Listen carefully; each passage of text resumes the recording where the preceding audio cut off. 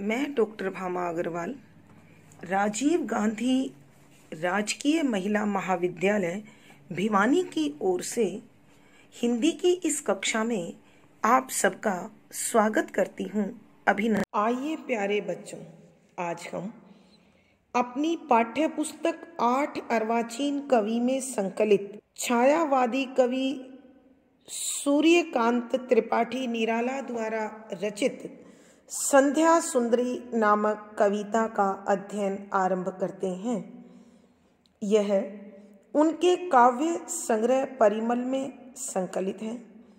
इस कविता में कवि ने सांझ के समय का मानवीकरण किया है और उसे एक सुंदर स्त्री के रूप में दर्शाया है। दिन ढलने लगा है। बादल से ढके आकाश से संध्या रूपी सुंदर स्त्री किसी परी के समान धीरे धीरे पृथ्वी पर आ रही है।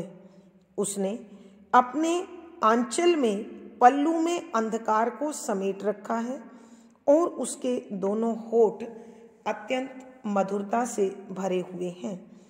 उसके काले घुंघराले बालों में ऐसा लगता है मानो एक तारा गुथा हुआ है जो उसका तिलक कर रहा है। और सांझ या संध्या कोमलता की कली के समान है जो अपनी सखी खामोशी के कंधे पर अपना हाथ रखकर छाया के समान चुपचाप बिना दिखाई दिए आकाश के रास्ते से पृथ्वी पर आ रही है। न उसके हाथों में कोई बाजा है और न ही किसी प्रकार का संगीत या गायन का शोर सुनाई पड़ता है और न ही उसके पाँव में घुंघरू की कोई आवाज है। चारों ओर पूरे ब्रह्मांड में केवल एक ही शब्द सुनाई देता है, चुप चुप। आकाश शांत है, पृथ्वी शांत है, समुद्र शांत है और तालाब में खिली हुई कमलियों के समूह भी शांत है। बहती हुई नदी भी शांति के साथ बह रही है और पूरा जीव जगत इस समय मादकता से भरा हुआ चुपचाप अपने अपने घरों को लौट रहा है। और ये संध्या रूपी सुंदरी अपने मादक हाथों से उन्हें मस्ती का प्याला पिलाकर सुला देती है और जो बातें उनके मन मस्तिष्क में होती है, भूली हुई होती है, उन्हें वो मीठे सपनों के रूप में देखते हैं।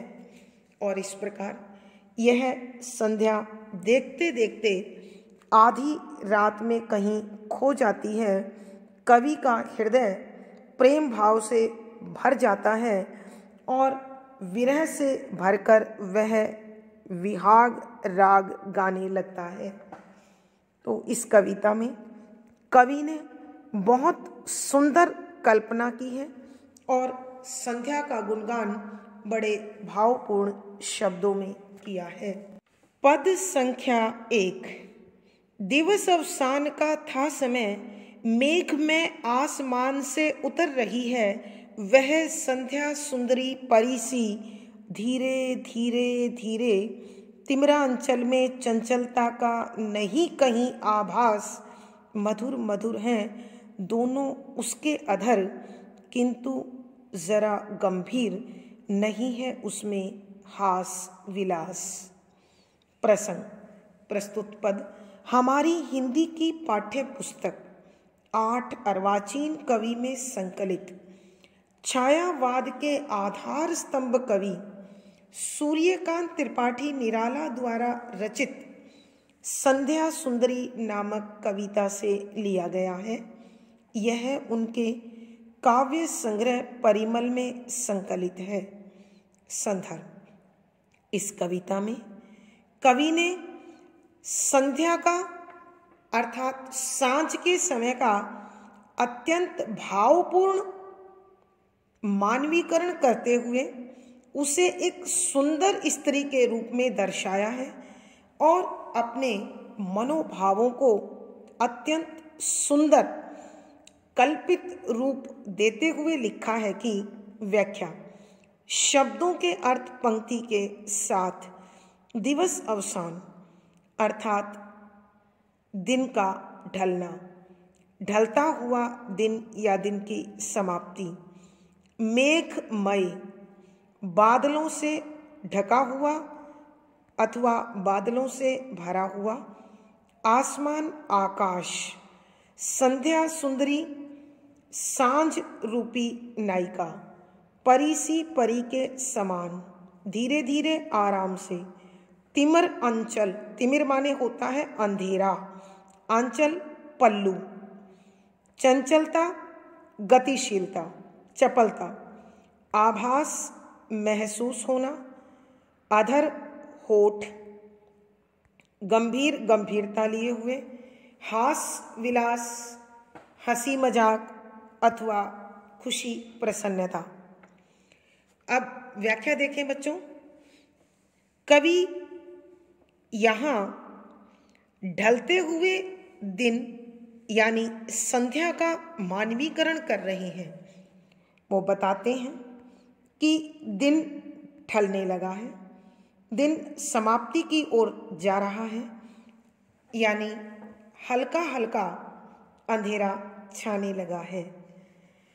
मेघमय आसमान से उतर रही है कि बादलों से भरे हुए आकाश से संध्या रूपी सुंदरी, वह संध्या सुंदरी परी सी धीरे धीरे कि बादलों से भरे हुए आकाश से यह संध्या रूपी सुंदर स्त्री परी के समान सुंदर रूप धारण करके धीरे धीरे पृथ्वी की ओर उतर रही है, अर्थात चारों ओर सांझ ढलने लगी है। वह अपने पूरे सौंदर्य पर है। तिमिर आंचल में चंचलता का नहीं कहीं आभास कि उसके आंचल में जो अंधेरा उसने समेट रखा है वहाँ कोई गतिशीलता दिखाई नहीं देती, अर्थात चारों ओर शांत वातावरण है। मनुष्यों में भागदौड़ गतिशीलता दिखाई नहीं दे रही। मधुर मधुर है दोनों उसके अधर कि उसके दोनों होठ, यानी ढलता हुआ दिन और बढ़ती हुई रात कि दोनों ही होठ अत्यंत शांत हैं, बड़े मधुर दिखाई देते हैं, किंतु जरा गंभीर कि इन मीठे होठों में गंभीरता छाई हुई है। यहाँ किसी प्रकार की कोई हंसी मजाक प्रसन्नता की कोई कोशिश दिखाई नहीं देती, बल्कि चारों ओर शांति, थकान और गंभीरता का दर्शन होता है। भावार्थ कहने का भाव यह है कि सांझ के ढलने के समय चारों ओर का वातावरण शांत और गंभीर जान पड़ता है।